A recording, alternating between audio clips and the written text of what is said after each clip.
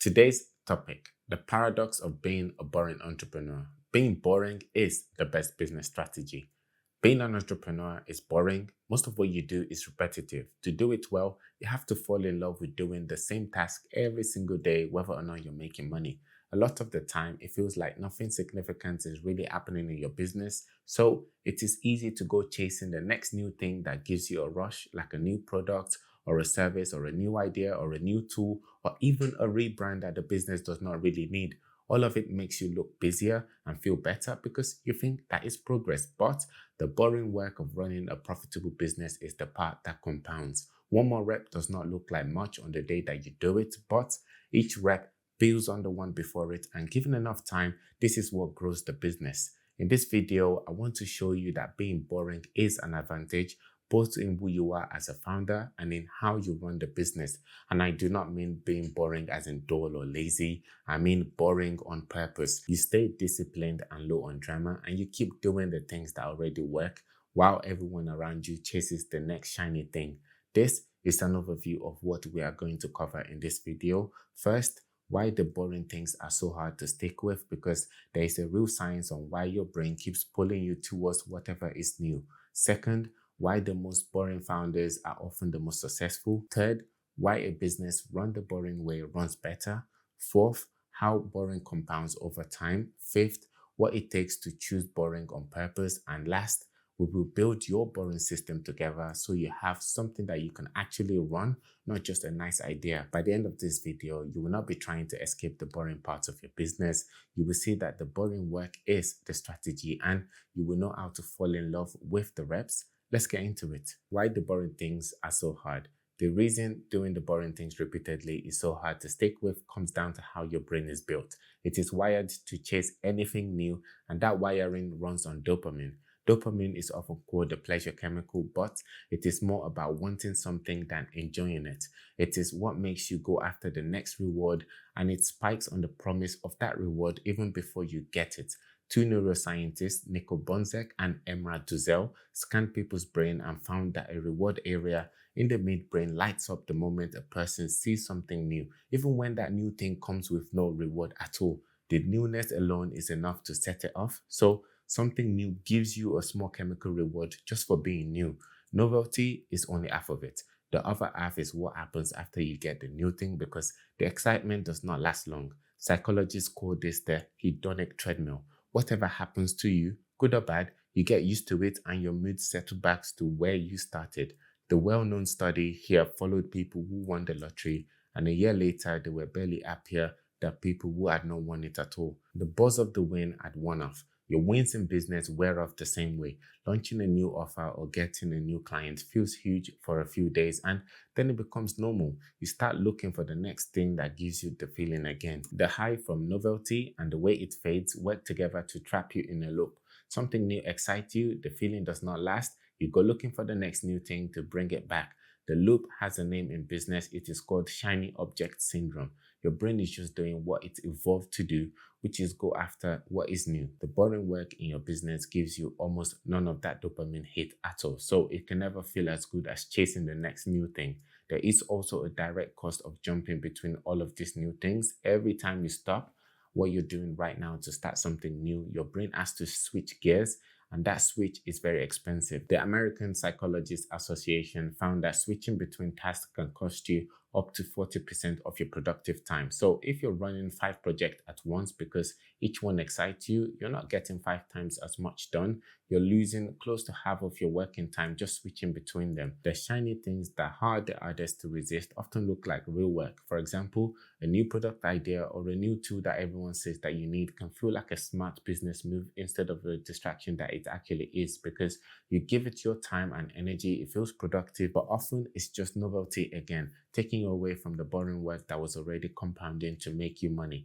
I know this loop very well because it is how I worked for many years. When I started out in business, I believed being an entrepreneur meant doing a lot of things at once. So that is exactly what I did. Whenever one of my businesses got hard, I would start another one because a fresh start gives me that buzz again. I ran several businesses at the same time and kept adding more. For a while, it seemed to work and I could get a new business earning money fairly quickly, but none of them had my full attention for long enough to grow. So I would earn money for a few months and then lose it again. By the end, I had lost money overall. I was always busy and always excited, but none of them ever grew into a stable business. What changed everything was embracing the boring, repetitive parts of a business cycle. I shut down the other businesses. I picked one thing, I focused on it, and committed to doing it over and over again. That is what finally grew my business today. So the pull towards shiny things is real and it is wired into all of us, but beating it starts with you deciding the kind of founder that you want to be. The boring founder is the edge. So what kind of founder should you be? The clearest answer I have found comes from a researcher named Jim Collins. He spent years trying to answer one question: what makes a company go from merely good to truly great, and then stay great for many years after that? His team studied more than 1,400 companies and found only 11 that made the leap and held it. Then they looked closely at who was leading each one of those 11 companies in the years that it went from good to great. The leaders behind these 11 companies were humble and modest. Collins described them as self-effacing and even a little shy, but they also carried a fierce, almost stubborn will to make their company win. Collins called the mix level 5 leadership. These were not the founders who became famous, and you will struggle to name a single one of them, even though they ran some of the best performing companies of their time. The same study found something else. 10 of those 11 companies were led by someone promoted from inside the business, not a famous name that was brought from outside to rescue a struggling business. These leaders had worked their way over many years before they took charge. So the founders behind the most successful companies build them by doing the boring, important work over and over again. As people, they tend to be steady and calm. They do not chase the highs or panic at the lows. They are not in it for the attention. They focus on the work instead of reacting to every new trend. Their real edge is that they keep doing the same work for years, even once it stopped feeling new to them. I had to become this kind of founder because I did not get a choice. I have sickle cell disease, which makes my energy very unpredictable. And on some days, my body simply will not let me push hard. And if I push anyway, I pay for it badly and lose weeks of work. So I cannot run on adrenaline and big bursts the same way many founders can do. The only way I can run a business is to be boring, steady, and predictable. Being boring is actually how I know I am doing the right amount of work and not too much. That is also why I take as many small decisions out of my day as I can. For example, I eat the same meals from the same meal prep, and I sleep and wake up at the same times every single day. I take my breaks at the same time. I do my lead generations at the same time and do admin at the same time. It looks dull and sad from the outside, but it saves my mental energy for the business where it matters instead of spending it on deciding what to eat or when to stop. And because the routine stays the same, it works as a baseline for me. When something feels off, I notice it and I can usually see what to adjust because everything else has stayed the same. All of this is what it means to be a boring founder. You take the unnecessary drama and the constant chasing out of how you work, and you stay steady and consistent so you can keep going for years rather than burning out in a few months. And that same steadiness is what allows you to build a well-run, profitable business. The boring business runs better. So far, this has been about you, the founder. The boring approach also changes how the business itself performs. Jim Collins studied what the great companies actually did to go from good to great, and he found that there was no single big moment behind it. There was no one product launch or a lucky win that suddenly made them great. Instead, their success came from doing the same things consistently in one direction and letting that effort build up over the years. Collins described this as a flywheel. I want you to picture a huge, heavy metal wheel that you have to turn by your hand. The first push barely moves it. You keep pushing and slowly it makes one full turn and then another and another. Each push adds to the one before it. After enough turns, the wheel is spinning with so much momentum that it almost carries itself. No single push did that. It was all those small pushes that added up together in the same direction. The companies that failed to go from good to great did the opposite, and Collins called this the doom loop. Instead of pushing one wheel in a steady direction, they kept changing direction. They would launch a new program or a new strategy and lose patience when it did not pay off fast enough, and then drop it and start something else. Each time they switched, they lost the momentum they had already started to build, so their wheel kept starting from scratch. This is the same choice we saw earlier between sticking with the boring work and chasing the next new thing. Now at the level of a whole business, the boring move is to pick one direction and keep pushing it for long enough before you see the big result. I spent years doing the opposite. Every time a business got hard, I started a new one, and each fresh start meant giving up the momentum I had built in the one before it. The work that finally paid off was the work I stuck with. Collins also put numbers to this. Across 11 companies, their stock beat the market by nearly 7 times over 15 years. One of them was Walgreens, an American pharmacy chain. It is not an exciting business, yet from the end of 1975 to the start of 2000, Walgreens beat the stock market by more than 15 times. Over that same period, it also beat famous, exciting companies coming in ahead of Intel by nearly 2 times, General Electric at the time by nearly 5 times, and Coca-Cola by nearly 8 times. You can see the same idea in the entrepreneurs who deliberately buy boring businesses, things like laundromats, cleaning companies, and vending machines. They are not exciting, and that is the point. They do the same simple things for years and make money year after year, while flashier business come and go. My own business is built on this same approach. The main way I win, I value clients boring and repetitive, and I have never stopped doing it. I reach out to corporate companies directly, to senior managers and HR team who can bring me in to train their staff. Most of that outreach goes nowhere, and my success rate is under 1%, but I keep doing it at the same volume every single week, irrespective of the outcome. And those small odds add up eventually. That one repetitive activity now brings me close to £500,000 a year. So a business run the boring way, where you keep pushing one wheel instead of chasing the next big thing, runs better and makes more money.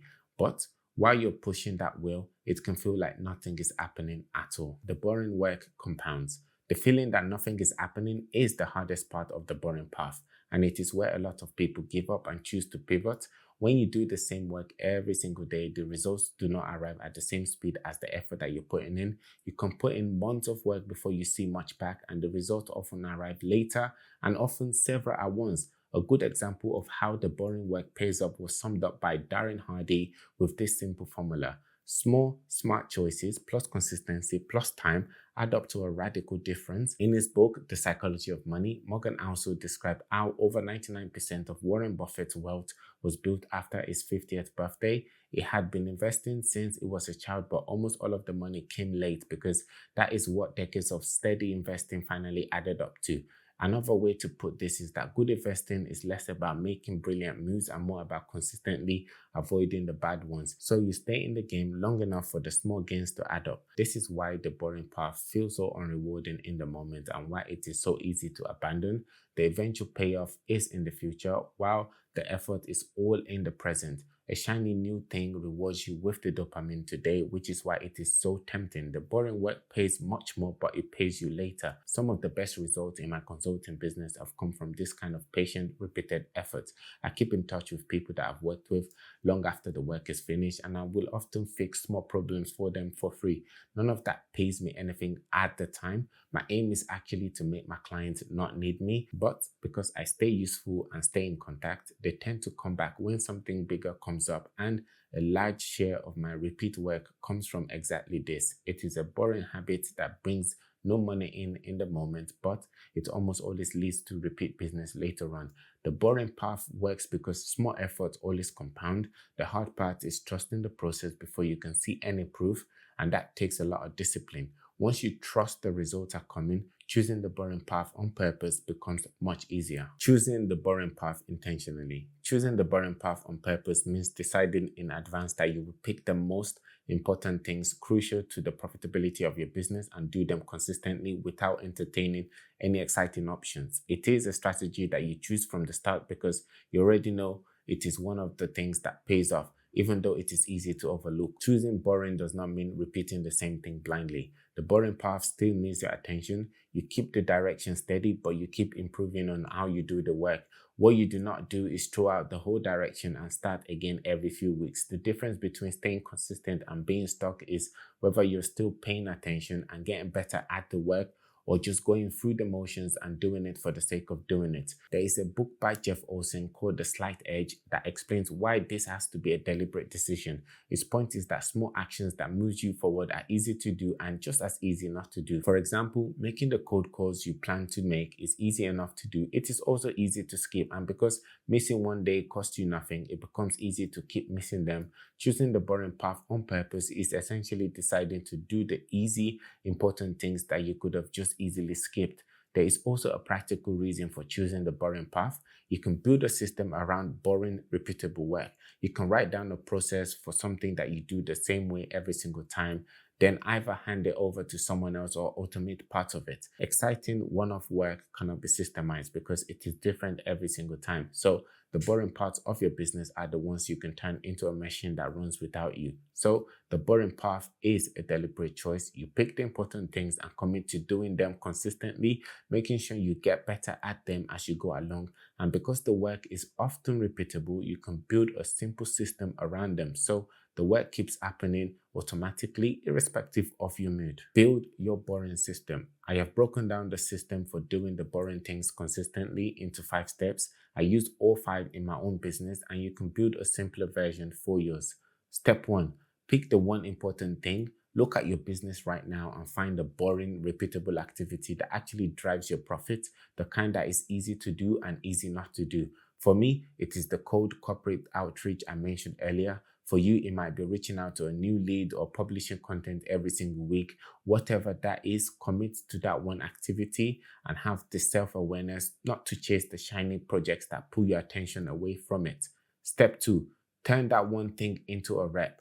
A rep is a specific action you can repeat on a fixed schedule, and it is small enough to do whether you feel like it or not. For example, do more marketing is too vague to repeat because marketing can mean absolutely anything. But send 10 outreach emails every morning at 9:30 to service-based business within 5 miles of Birmingham. That is a rep. The clearer, smaller, and more specific you make it, the easier it is to keep doing. Step 3, put that rep on a scoreboard. The scoreboard is what actually turns the boring work into something you can see and stay honest about. You can track whether you did the rep every day or every week. In my own business, I take this quite far. I record all my key activities down to my sleep and I score them with the most important ones weighted the highest because the boring money-making work carries the most weight. Doing it is what gives me a good score. Step 4. Make missing the rep cost you something. A scoreboard only works if a low score actually affects you. In my system, my score decays exponentially every day by default. So when I skip the important boring work, my score drops even more and I feel it because it affects my daily revenue projection for that month. You can build a simpler version to start with. Just tell someone to keep you accountable or put money on the line. That is what I did in my early years in business. I attached the financial cost to my rep. Either way, there has to be a real cost to skipping or the rep will not stick. Step 5. Review the rep regularly and keep improving it while holding the direction steady. Once a week, look at your scoreboard and ask yourself whether the rep is still working. If it is, keep going and look for a way to do it a little better. What you do not do is panic and swap it for a brand new activity because that puts you straight back in the doom loop. Remember, you need to keep pushing the same wheel instead of starting a new one. Momentum takes time to build. At first, the only thing keeping you going will be the system and the score, but after a while, you start to get satisfaction from the consistency itself and it becomes a habit that generates money. Doing the reps starts to give you the same dopamine spike that a shiny thing used to. That is what it means to fall in love with the reps. By that point, the boring work no longer takes willpower. It is simply how you run your business. The bottom line. So let me bring all of it together. Your brain is wired to chase whatever is new, which is why the boring things are so hard to stick with.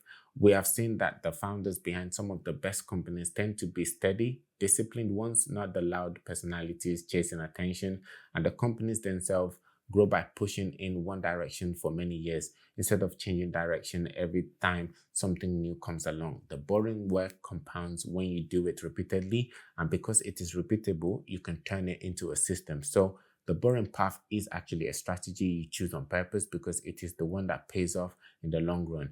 Pick the important things in your business today, and build a simple system that keeps you doing them long enough to compound. If you stay with it, the boring work becomes something that you end up enjoying. Being boring really is the best business strategy. One quick thing before I go, the scoring system I described earlier, which records your key activities and score them by how much they matter, is basically what my app Aseyi does. Aseyi is an AI business coach that tracks the 6 systems your business runs on, scores where each one stands, and then tells you the boring activities to focus on daily. It is the system I run my business on and made simple enough for anyone to start and free to begin with on iOS. Please have a look. Thank you for sticking with me to the end. If this was useful, subscribe because I have more of this coming. Give it a like to help me put it in front of more people, and tell me in the comments the one boring rep you are committing to doing daily and how you will keep score of it. See you on the next one.